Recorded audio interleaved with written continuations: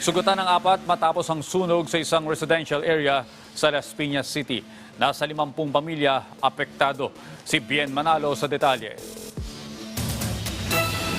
Nagulantang ang mga residente ng Barangay Talon 5, Las Piñas City sa pagsabog sa isang residential area na sapol sa cellphone video.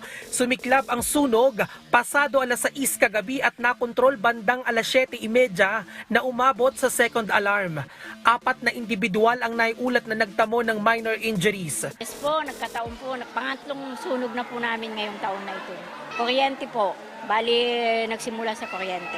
Nananawagan po kami sa may gininto ang puso na kailangan po ngayon ng aming mga residente dito ng mga used clothes kasi wala po silang naligtas na mga damit, banig, kumot, at saka yun nga po, pagkain, mga hygiene, mga pang first aid. Halos 50 pamilya o katumbas ng mahigit 150 individual ang naapektuhan ng sunog na karamihan ay mga bata.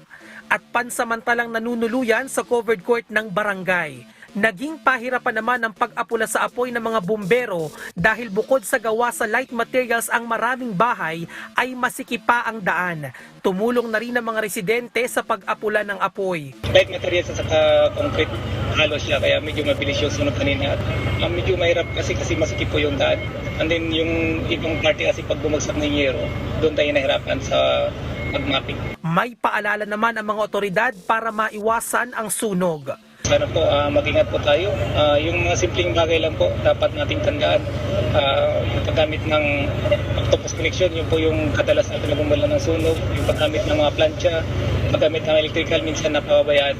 Yung kailan talaga, simpleng pag-ingat lang po kasi nasa ating mga kamay po yung ating kaligtasan. Patuloy ang investigasyon ng Las Piñas Bureau of Fire Protection sa tunay na pinagmula ng apoy habang inaalam din ang kabuoang halaga ng pinsala ng sunog.